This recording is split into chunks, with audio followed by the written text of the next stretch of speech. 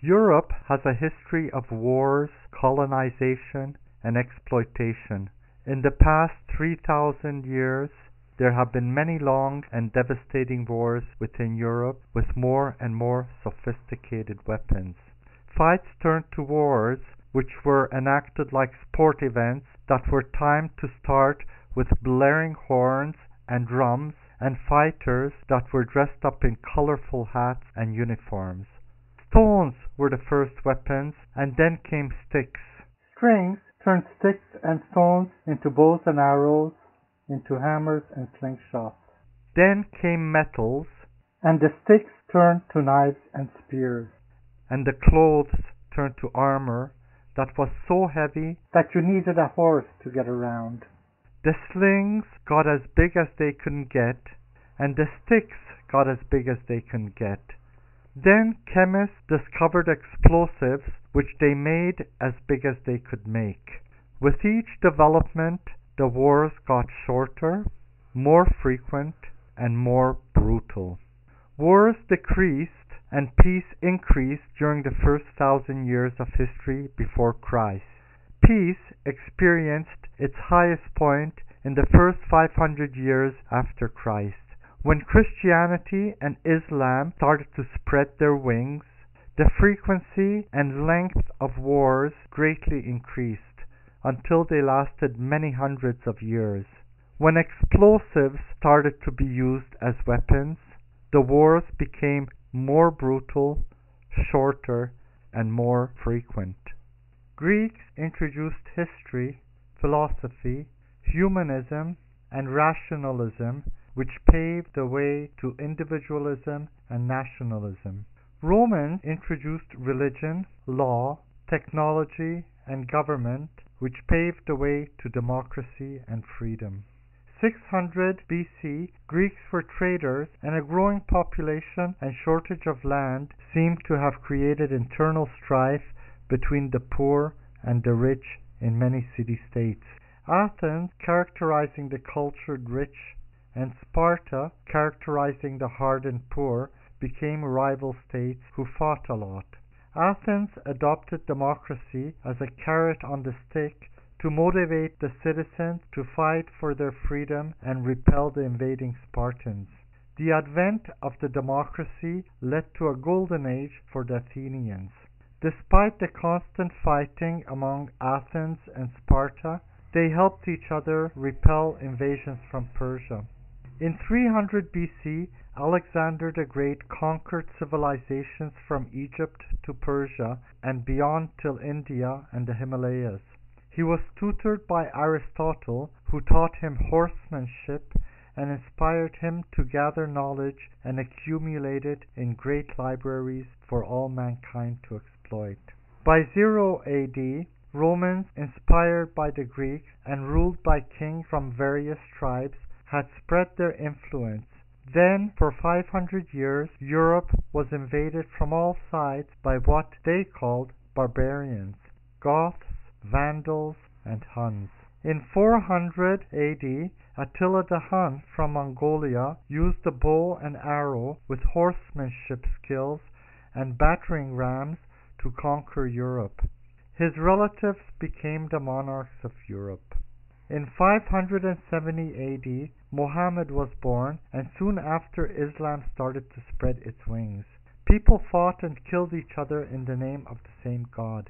Because the people were so influenced by the church, kings and the church had very close relationships. The monarchs fought against each other, and the church married them with each other. Africa was exploited for her slaves. Slave trade started that lasted for the next 1,200 years. By 1000 AD, Europe was under the rulership of 5 kings: the kings of England, France, Spain, Russia, and the Catholic Church. The more power the Church had, the more dark the history was with fighting, intolerance, and suffering. The Church called crusades against Muslims, which lasted the next 400 years. Up to 9 million people were killed, but it was great for opening up traffic and trade between the West and the East. In 1300, Marco Polo went all the way to China and India and started trade for silk and spices. Then the Turkish Ottoman Empire got in the way. For the next 250 years, the Ottomans pushed into Europe and got as far as Vienna before being turned back. In 1350, the pandemic called the Black Death killed half of the people in Europe. Then a war between the monarchies of England and France started and lasted 100 years until Joan of Arc saved the day and claimed final victory. The war gave impetus to ideas for both French and English nationalism. It as well changed the art of making war from heavy armored knights on horses to light equipped foot soldiers with long bows and rifles. There was a growing consensus that the earth was a spherical ball after all, and in 1492 Spain sent Columbus sailing west to sail around the world to get to India, avoiding having to go through the Turkish Empire. When Columbus landed on land, he thought he landed on the east side of India and called the natives he met there Indians. The land was later called America. The Spanish did not find any spices there, but they took over the land and took over all the gold that the Incas collected. They brought back potatoes, corn, and tobacco. In 1500, explorers from England and France, looking for a northwest passage to the Orient, landed in the north of this new land and claimed the land for their sponsoring countries. In 1550, beaver fur hats became a trend that lasted 300 years. They were traded from the native Indians for alcohol.